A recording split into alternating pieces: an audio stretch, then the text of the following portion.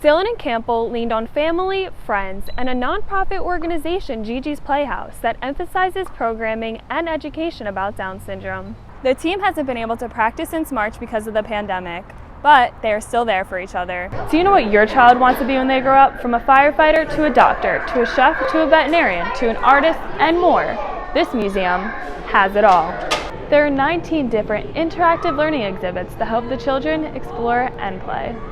African American children represent 32% of children who are arrested and 42% of children who are detained, even though they only make up 15% of the population.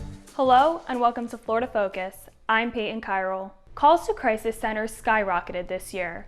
Experts worry the pandemic and its financial fallout are adding an even heavier burden on those who were already struggling. Reporter Dylan Zuccarello spoke with a local organization that just raised $14,000 to help people before it's too late. The pandemic forced many events to be postponed, including the Olympics.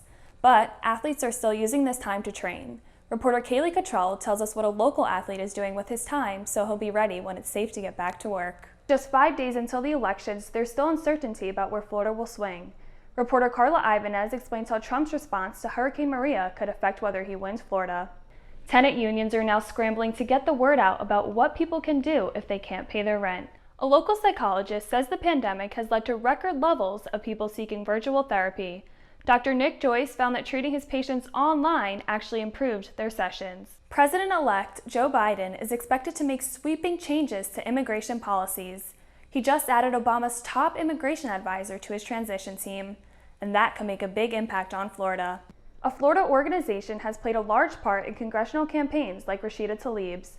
Reporter Diana Halloum shows us how they are increasing minority representation in politics. Lightning finally struck twice. For the first time in 16 years, the Bolts took home the Stanley Cup trophy. Today is National Voter Registration Day. Picking our next president isn't the only important choice you'll need to make in November. Reporter Alexander Rodriguez explains one of the amendments that will affect your life. The Lightning just brought home the Stanley Cup. Reporter Bryony Dayton tells us another local team is trying to keep one more championship in the Bay Area. Thursday, thousands of families could lose power in their homes if Florida's governor doesn't extend a moratorium. Today is World Vegetarian Day. Reporter Gabe Castro tells us over half of the country's water is used in animal agriculture. Tomorrow is Veterans Day, and many local cities and organizations are hosting virtual events. Mayor Rick Kreisman will host a celebration on St. Pete's Facebook page at 8 a.m. The Bay Pines VA healthcare system will honor veterans with a virtual ceremony at 11 a.m. on Facebook Live. A recent Wallet Hub survey ranks Tampa as the third best city for veterans out of the top 100 largest U.S. cities. USF is developing an app to help kids learn new languages using augmented reality. The pandemic is also changing the way we celebrate holidays. Reporter Cheyenne Pagan shows us some safe alternatives to trick-or-treating. Thank you for watching Florida Focus.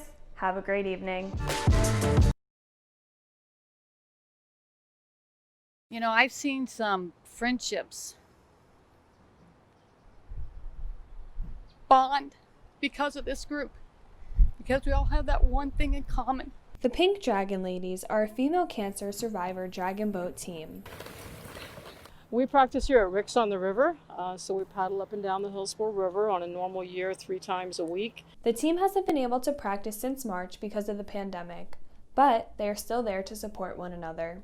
We're constantly reaching out to each other, and it's like my extended family. Reporting for Florida Focus, I'm Payton Kirol. The museum offers a variety of daily programs and events to engage visitors.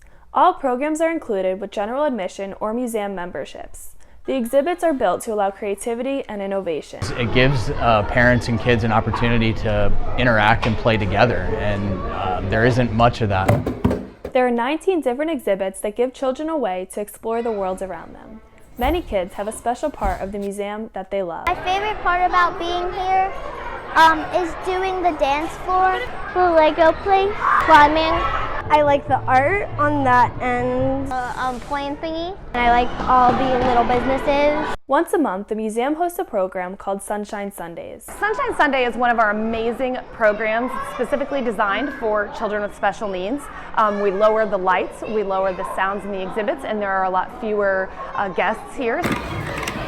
The museum is partnered with the Center for Autism and Related Disabilities at the University of South Florida to improve the experience for children with autism. Guests can ask for noise-canceling headphones, wheelchairs, weighted vests, fidget toys, and sensor covers to help create a comfortable environment for children with special needs. The museum's atmosphere has a positive effect on the children as well. I feel happy, joyful, fun, and exciting. Happy. Makes me feel really happy, excited, and happy. Makes me happy, and I like this place because I get to play with my friends.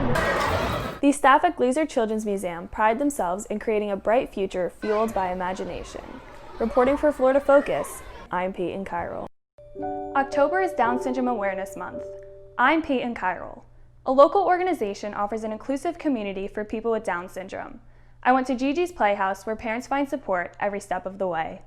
I got a call from the doctor. She said, I've got some news, and she said, this is probably going to change your life.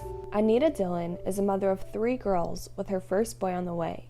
At 12 weeks pregnant, her baby received a prenatal diagnosis of Down syndrome. There was a lot of pressure to terminate.